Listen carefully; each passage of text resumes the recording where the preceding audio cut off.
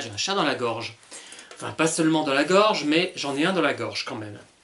Alors, bonsoir tout le monde, je reviens pour la suite du témoignage dont j'ai déjà fait 2 vidéos, avec le sentiment quand même de passer à côté d'une partie intéressante du texte, hein, puisque j'ai pas mal élagué.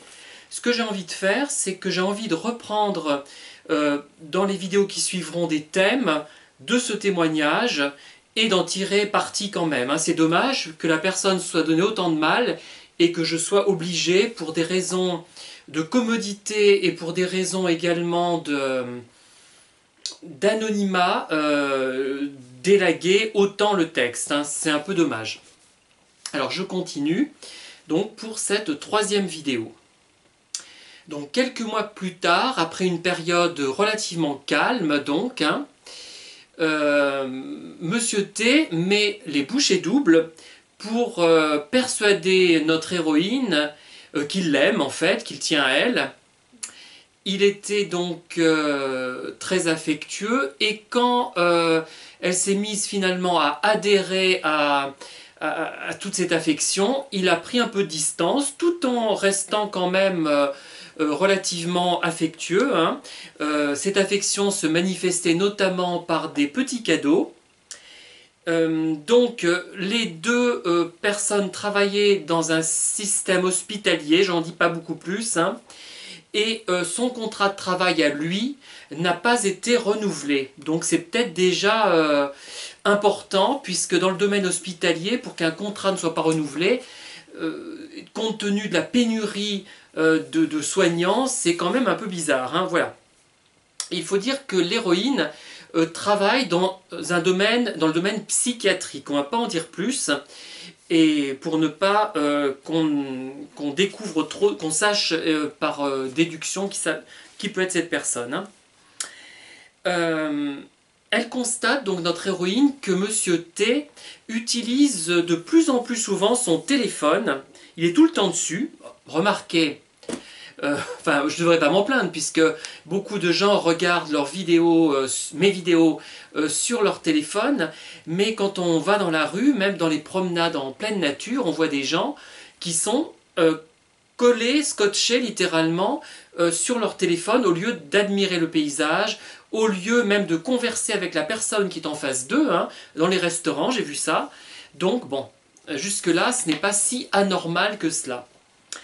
Donc, Monsieur T, malgré tout, conserve toujours son téléphone près de lui. Elle vit mal, finalement, notre héroïne, comme je l'appelle, puisqu'il est tout le temps collé à son téléphone, donc ça veut dire qu'elle est un peu ignorée. Il lui reproche d'être d'une jalousie maladive et il estime qu'il a bien le droit d'avoir des amis. Alors, après, il y a toute une stratégie qu'elle développe, enfin tout un système qui lui permet d'obtenir le téléphone de son ami, c'est-à-dire qu'elle prétend en gros que son téléphone est en panne et qu'elle a besoin de téléphoner immédiatement à sa mère notamment. Et là, Monsieur T n'est pas du tout à l'aise, il est assez perturbé. Et je vous passe pas mal de détails. Elle se rend compte de quoi? Il est connecté sur des chats, en gros, hein, je résume, de rencontres amoureuses et ou sexuelles, et il a énormément de contacts, une trentaine, enfin, c'est pas énorme finalement, parce qu'il n'y en a qu'un an de plus, mais enfin, c'est quand même conséquent quand on est avec quelqu'un. Et lui, donc... elle réussit donc à garder son calme en constatant finalement que probablement, enfin on n'a pas de preuves tangibles, que probablement il va voir ailleurs, hein. Elle lui dit qu'elle a compris, elle lui annonce la couleur finalement. J'ai compris qui tu es, lui dit-elle. Tu n'es pas un simple séducteur, goujat, un gigolo, tu n'es pas seulement ça, tu es un grand malade. Et surtout qu'il lui a reproché lui aussi d'être excessif dans ses relations, hein. Alors une énorme dispute éclate, il est en colère, très agressif, Euh, Elle se lève du canapé sur lequel ils sont installés en prenant le téléphone et lui tente de récupérer le téléphone qui contient donc la preuve finalement de son attitude peu claire. Il lui dit encore, il lui crie plus exactement qu'elle est une grande malade, qu'elle est folle, jalouse, bon voilà, les choses habituelles. Hein. Euh, et il essaie en fait, elle lui demande donc de s'en aller, de prendre ses affaires et de s'en aller. Et là, elle a failli donc, notre héroïne, recevoir un coup. Hein, voilà.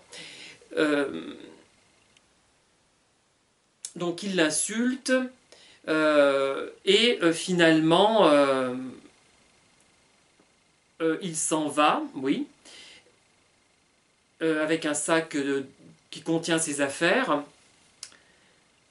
Son meilleur ami envoie un message à l'héroïne. Pourquoi lui demande-t-il as-tu mis Monsieur T à la porte? Voilà. Et le meilleur ami est censé rappeler demain. Donc elle ne ferme pas l'œil de la nuit, bien évidemment. Euh,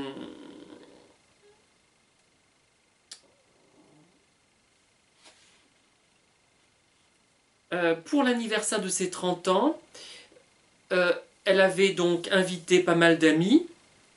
Il s'était montré bienveillant pendant son anniversaire, mais partait souvent aux toilettes. Et il était à un âge, je pense, où il n'avait pas de problème de prostate. Peut-être, vous allez me dire, buvait-il trop de thé ou trop de bière? Mais non, c'était pas ça. Hein. Alors, le lendemain de la dispute, euh, euh, sa mère appelle notre héroïne pour demander ce qui se passe, donc, et elle se demande, cette mère, si son fils n'a pas un problème avec la police. Donc là, c'est quand même un petit peu inquiétant de penser immédiatement à cela, puisqu'elle sait que son fils, comme elle dit, est capable de dépasser les bornes. Voilà.